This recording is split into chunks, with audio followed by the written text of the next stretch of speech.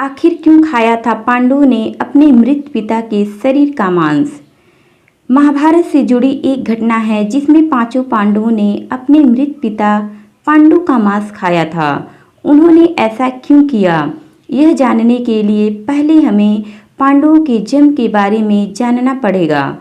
पांडु के 5 पुत्र युधिष्ठिर, भीम, अर्जुन, नकुल और सहदेव थे। इनमें से युधिष्ठिर, भीम और अर्जुन की माता कुंती तथा नकुल और सहदेव की माता माद्री थी।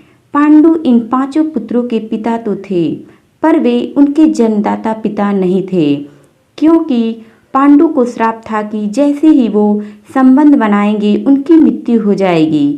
इसलिए पांडु के आग्रह पर यह पुत्र कुंती और माद्री ने भगवान का आह्वान करके प्राप्त किए थे। जब पांडु की मृत्यु हुई तो उसके मृत शरीर का मांस 5 भाइयों ने मिल बांटकर खाया था। उन्होंने ऐसा इसलिए किया क्योंकि स्वयं पांडु की ऐसी इच्छा थी, क्योंकि उसके पुत्र उसके अंश द्वारा पैदा नहीं हुए थे।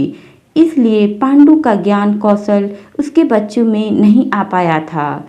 इसलिए उसने अपनी मृत्यु के पूर्व ऐसा वरदान मांगा था कि उसके बच्चे उसकी मृत्यु के पश्चात उसके शरीर का मांस मिल बांटकर खा लें, ताकि उसका ज्ञान बच्चों में स्थानांतरित हो जाए।